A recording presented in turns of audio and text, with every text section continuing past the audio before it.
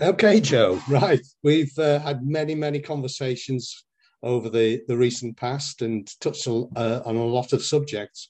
One of the things that interests me in particular is you are the founder of an organization that is now called Ambition. It was originally called Teaching Leaders. And that's very much about leadership in the world of education. What motivated you to do that?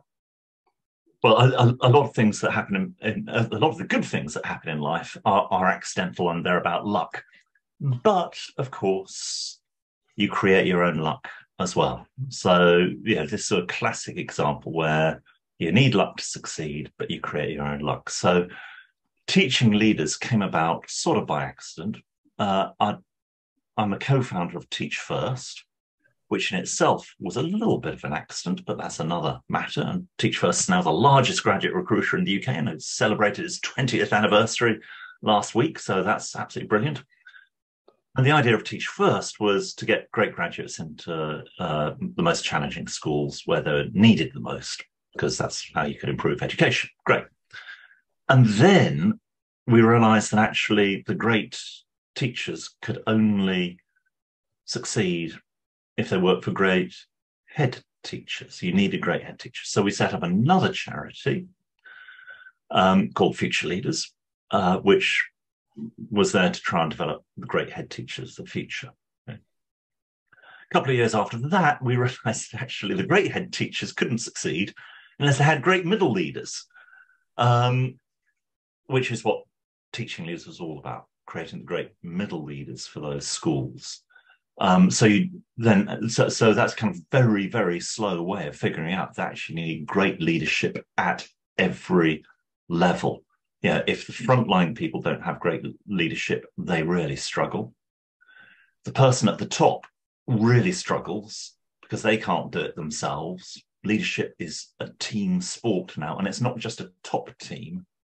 You need a team at every level, and the level that is, to me, the most interesting is that middle level, which is what Teaching Leaders is all about, because that's the bit that everyone ignores.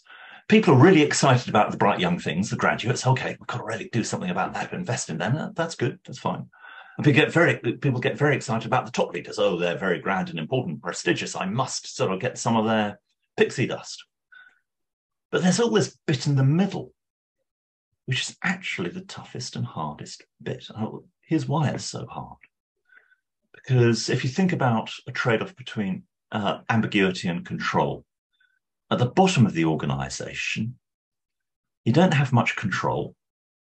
You're kind of told what to do, but that equally means you don't have much ambiguity. So life may be hard, but at least it's fairly clear. At the top, that's where you get the greatest control you're ever going to get. And incidentally, it's not complete control, because formal control never is enough. But you've got maximum control, but you've also got maximum ambiguity, because not only do you not know the answer, no one's even going to tell you what the exam question is. You've got to figure out what that is for yourself. So you've got this sort of ambiguity, control sort of progression. In the middle, you'd hope it's the best of both worlds. It isn't. It's the worst of both worlds. You don't have the control. In fact, you've instead of having one boss at the bottom of the organization, you're probably working for at least two bosses, and you're competing with three others. And that also generates maximum ambiguity about really what should I do and how should I do it. So life in the middle, managing in the middle, leading in the middle, is probably the hardest thing that anyone can do. That's where you really earn your stripes, which is why I find it the most interesting. And of course, that's one of the reasons we got so excited about setting up Teaching Leaders.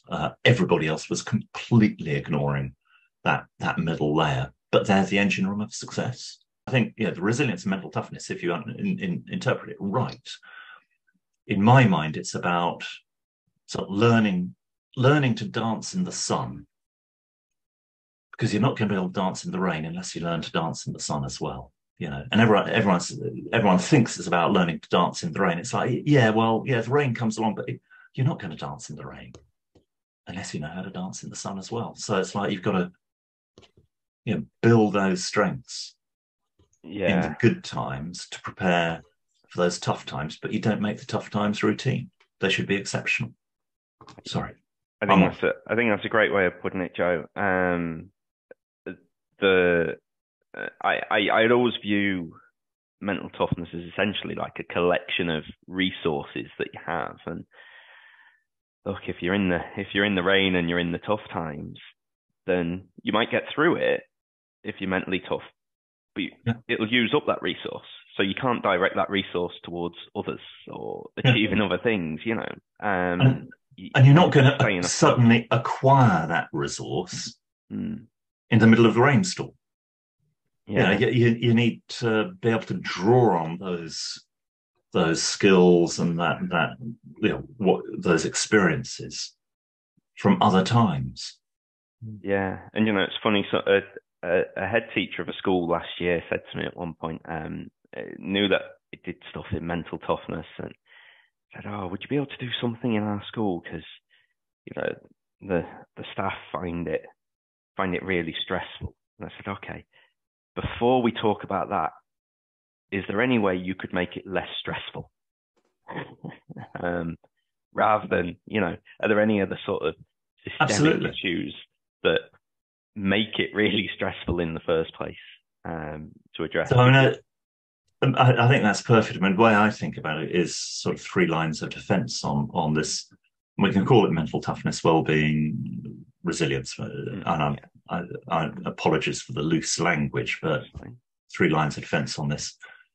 The first line of defense is the one you're referring to, which is to create the right environment in which you don't need to draw on those personal strengths, because actually you've created an environment in which people will flourish anyway.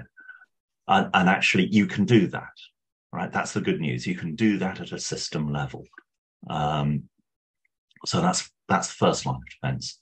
Clearly, the second line of defense then is your personal resources, which is equipping people with perspectives, experience, skills to be able to deal with the rain showers and the storms and all that of life and all that sort of stuff, because they will happen. And then the third line of defense is clearly professional help, because there are just times where things go so horrendously wrong that expecting people to cope just by themselves, that they need some proper support there. So there is a limit to what you can do in terms of equipping people with the right skills and experience. But you can create the environment in which you minimize. The first line of defense is create the environment in which you minimize the need for those skills. Yeah, absolutely. And I suppose one question before we move on, I was interested in picking up from your opening there, Joe, was talking about great leaders at the top and great leaders in the middle and those kind of things. So I have a couple of questions, but I'll ask them together. I suppose what kind of skills is it that makes someone a great leader, particularly that middle one, and how do those leaders come about? Are they necessarily assigned roles, or are they kind of more just that emergent kind of leader? Do you need to be appointed to a leadership role to be a leader? So there's so much in there. Right, stand by. Have you got an hour or two? Okay, so let me answer, I think, a question which is underlying the questions, which is what on earth is leadership? Okay, because lots of people talk about it. And then if you say to them, so what is a leader? Right? They suddenly go, oh, well, blah, blah, blah, blah, and it's all blah, blah, blah, blah, like that. And very few of them come up with a plausible definition. And if you don't know what a leader is, then literally you don't know what you're talking about. So the first thing you've got to do is try to define what is a leader. And the only good definition I have come across comes from Henry Kissinger, who just has had his 100th birthday. You may love him, you may loathe him, but he has achieved a remarkable career in his time, one way or the other. his definition of leadership, and he probably stole it from somebody else, I don't know. His definition of leadership is this: leaders take people where they would not have got by themselves. Sounds incredibly boring. So before you fall asleep, right, don't. This is Kissinger, so it's devious and it's actually revolutionary. Leaders take people where they would not have got by themselves. What that means is that leadership has nothing to do with your title. Nothing. So you can have a very grand title like CEO or president or prime minister, but actually, if a lot of them are just following the herd, following popular opinion, basically following a legacy that they inherited. They're not leading. They think they're leading, but they're not. Equally, I recently met a porter in a hospital, kind of lowest of the low, if you will.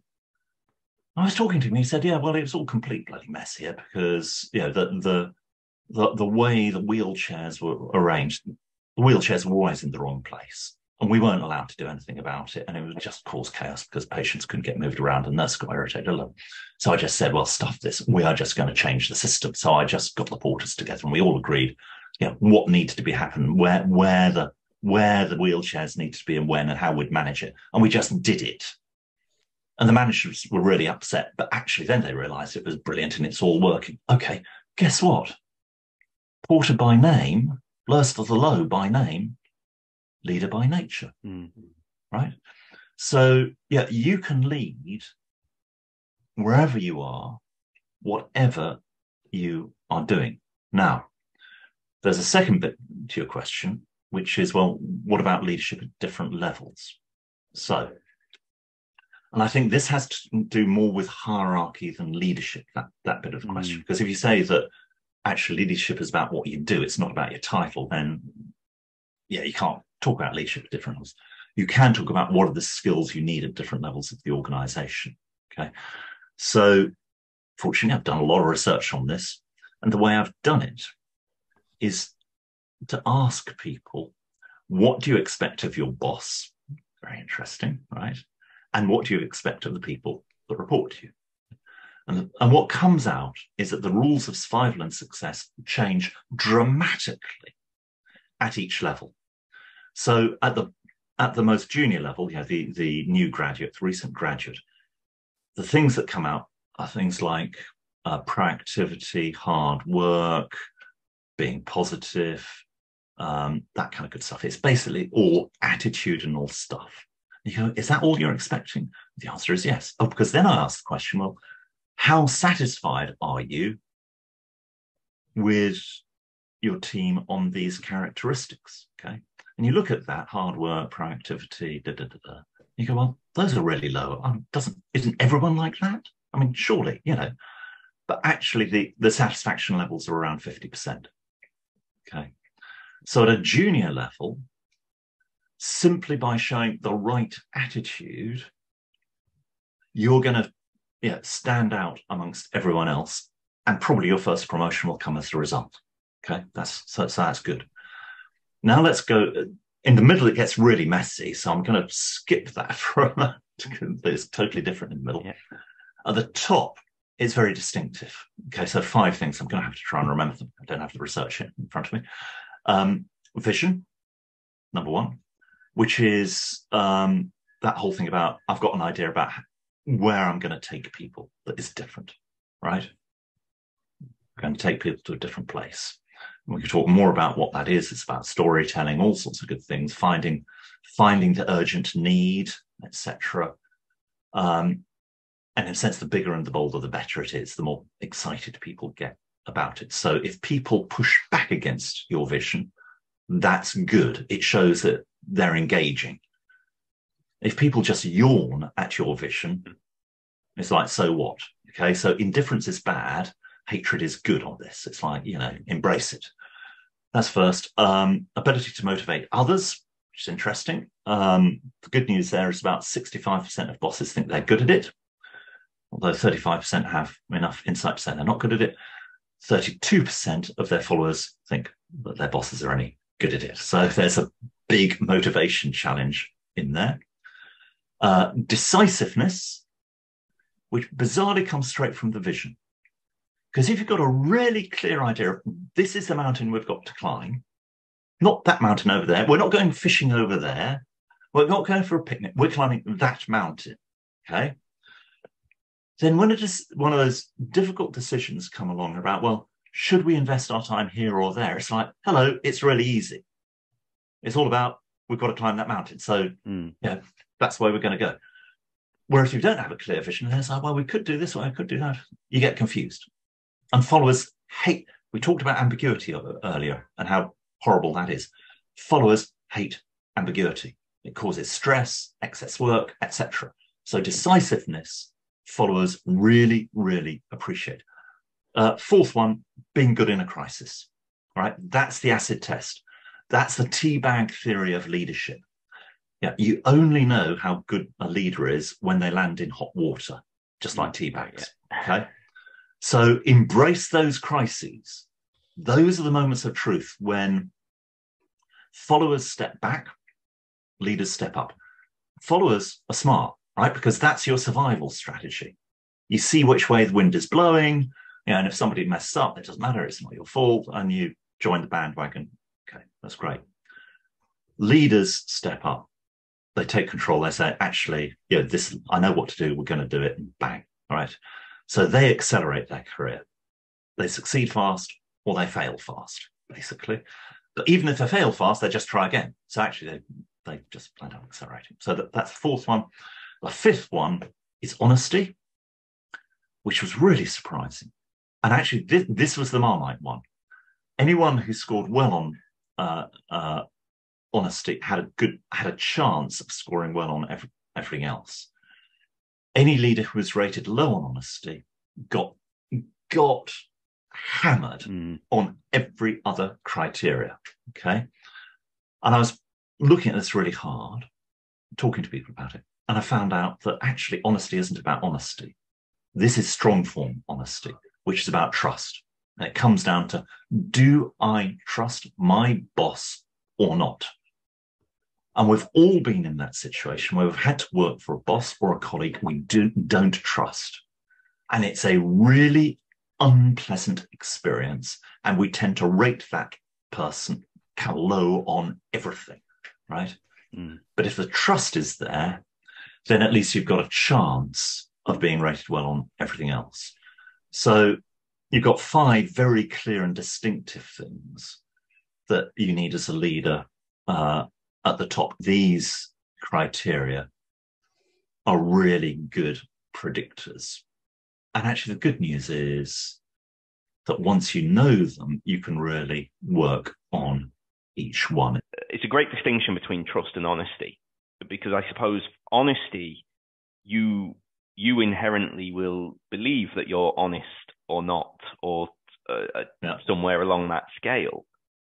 But whether people trust you is not necessarily reflective of that. That's a perception that people have. And I suppose what I'm hearing you say then is, to be a great leader, it's not just having the skills, but it's being able to, I suppose, influence that perception that other people have in your trustworthiness.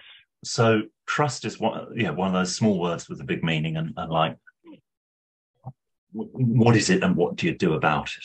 So the good news is I reduce everything to its sort of component parts if I possibly can.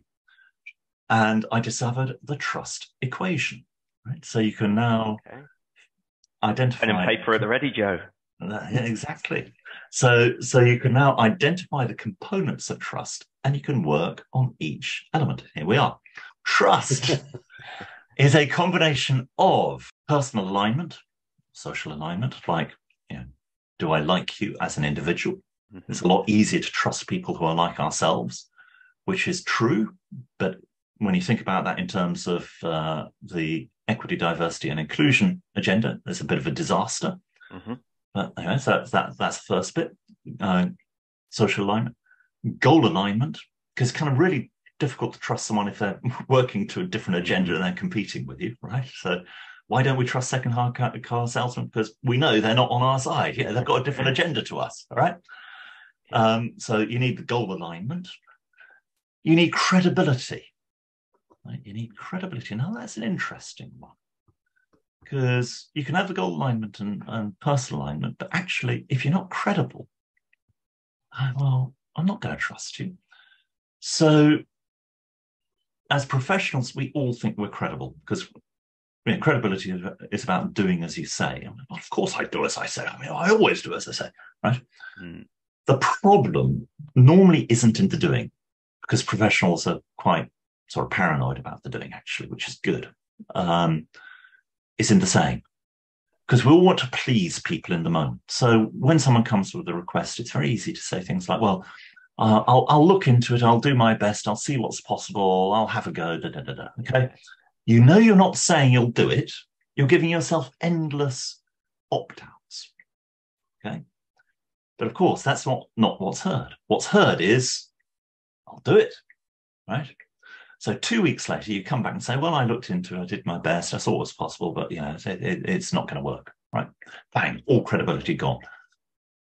And then having the I said, you didn't, and anyway, you meant, and what you did, it's like, that just makes it worse. So if you want to maintain credibility, it's better to have a difficult conversation about expectations at the start than an impossible conversation about outcomes at the end. So we've got personal alignment, goal alignment, credibility, selflessness is the fourth really good bit. So broadly speaking, be a giver, not a taker. So many people are takers and we can spot them a mile off. Whereas people who are generous and give builds the personal alignment, but it also builds a lot of trust as well. And it builds sort of social capital and social debt as well. And most people will want to reciprocate. Okay. And then the final bit is all of that. You sort of multiply all those factors together or add them together. I don't know. The maths of it, who cares? Whatever. But all of that is offset by risk. So the greater the risk, the more trust you need. Leaders aren't judged by what they're like in Easy Street. Yeah. Okay. It's the teabag theory of leadership. You're going to be judged by what happens when you're in hot water, when the chip's down.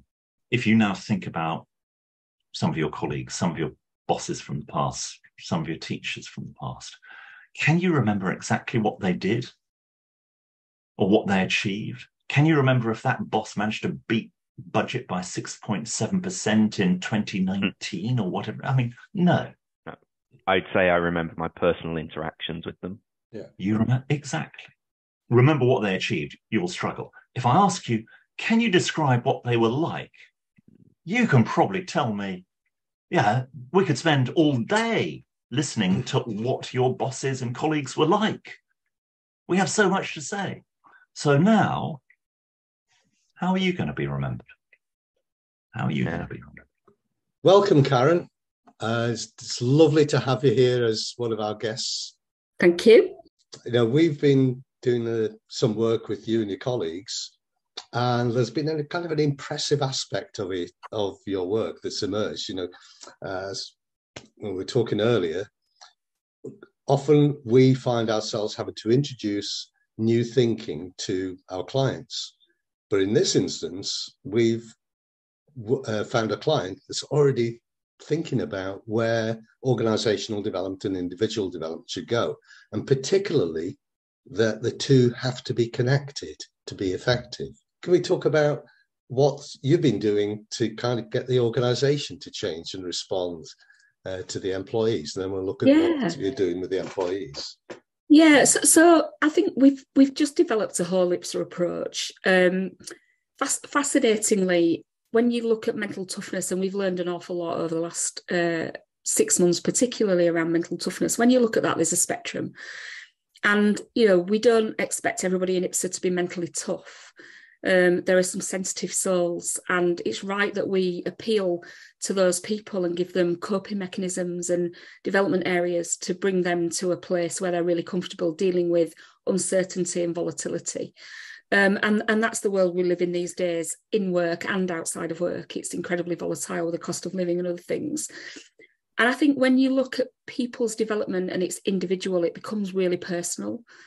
And we're not experts. So, you know, you bring in resources and hopefully resources that resonate with people or that you know will resonate with them in the future when they've got over language, for example. Because when you talk about toughness, that conjures up lots of images for people, and not all of that is positive. But actually, when you start talking about organisational growth, it becomes a very different kettle of fish. So what we've talked about is whole IPSA. You know, when we got our results from doing the assessment, we looked at functions. We did directorate result sharing rather than team sharing, where it starts to get a little bit more personal. The smaller the teams that you share the results of. So I think the whole IPSA approach has been really useful. There are personal development conversations that we have with people. I've just finished my 10 reviews that I've done for my direct reports. And, you know, we do get into that detail of personal development and what's right for that individual. But actually, this is about what's right for IPSA, for our stakeholders, our customers and our people. And therefore, that whole IPSA approach has worked over the last 3 years. Fantastic. I mean, you're quite right to talk about the individual approach and the language. Well, I mean, ever since we got involved with the mental toughness concept, we've had a challenge with the language. I think we've managed to turn a corner, and a lot of people are beginning to understand that we're not talking about good or bad. We're not talking about strengths or weaknesses. Yeah. And we're beginning to get the message that actually being mentally sensitive is simply who you are. And there are things that you can bring to the party that sometimes the mentally tough can't. And so it's about, to coin a phrase, being the best version of you that you can be. And the organisation's challenge is to harness that. Absolutely. And we wanted to talk about self-awareness and to allow people to develop the tactics that help them thrive, rather than, you know, they get a really hard time because they're under pressure and there's some volatility at work. And we've talked a lot about blockers and confidence in IPSA and, you know, issues that people have had in the past. There's a bit of a legacy of how the organisations operated previously. But we looked at self-confidence, open-mindedness, creative problem solving, having difficult conversations, supporting growth. And then people start to resonate and think, actually, I could benefit from this, but I do understand how the organisation will benefit from this as well. Okay, so nice to say hello again, Karen. So really, from my perspective, I've talked to a lot of people in IPSA, and it's one of the most complex and interesting organisations I've worked in. And to borrow your washing machine of chaos analogy, I think the colours have run. It's we have a situation, and it's trying to get the grips from your point of view. Is the people you're working for, certainly come across as deep thinkers. So absolutely, I can see why the initial shotty at making it black and white bounced back, because the people I've talked to are very nuanced. So it's really pleasing when we talk about sensitivity, because, you know, my thinking and Doug's thinking have developed over 30 years, where I used to be a bit more black and white. The more I do, the more complex and the more we're trying to bring in that full potential. So looking at your culture, how would you describe it to the listeners? Because I can genuinely say, it is unique. My starting point is it's a disparate group of interesting people working together. So I don't know what your thoughts are. It is. And when I first joined, it was all very central London based and not diverse. And we serve MPs, and there are 650 constituencies, each serving on average 70,000 people. And we weren't reflective of that. So, and, you know, when I joined the organisation, we talked about regulation or service, but we're here as a service provider and to regulate. So you've got old school thinking around, well, I'm a regulator, and other people thinking, well, I'm delivering a service. And all my life, working life, I've worked for regulated industries where you deliver both. So you do it within guardrails. And I think we've been in a massive space of black and white in the past. It either fits, you know, spending fits with the scheme, or it doesn't. And if it doesn't, you're not allowed. But life's not like that. And whether it's work or home, ups and downs, we're moving to a very different approach around risk and principle-based regulation, which is far away from where we first set up. But I think because we have looked at whole IPSA and we've had that approach, because we like puzzles, not problems, And when you create a puzzle, people want to get around the table and put the edges of the jigsaw in first, and help get the framework before the mess inside the jigsaw, and you know, that picture starts to become a little bit clearer. I think we're thriving, and we've measured that through people surveys, and the mental toughness assessment has helped us to understand where we've got growth opportunities as a whole. I always learn something when I'm talking to you, so I'll add that to my list of knowledge. But we're back to that, and I haven't thought about it in this respect, that idea of problem versus a puzzle, because the sensitive people are not a problem. It's a puzzle of how you maximise their well-being and their contribution. So many organisations don't see it that way. The starting point is, let's toughen everybody up. Yeah. You know, the key is that self-awareness and respect. Sensitivity is equally as valid as toughness, but have different needs and different approaches, and it is that individualized approach which is key, I think. Being mentally tough has got its hazards as being mentally sensitive has, as much as both of those can be really good strengths as well. But it's understanding people, and you know, if we talk org versus individual, understanding individuals, being self-aware, so you know what your strengths and weaknesses are and where you might need support and where you could support others, versus then, you know, others being aware of you and where you sit on that scale is really important. I've shared my results with my manager and my team so that they can help support me where I need it. There's something for me about helping people thrive in life. Anything I learn in my work life, I extend into my personal life, because that's about me being a good person wherever I am and whatever I'm doing. And for me, what mental toughness has helped us do is help people thrive, not cope. And that's big. That's really big. It's not just about getting through and surviving. It's about thriving. And I think that's really, really important for people, no matter what they're doing, where they are.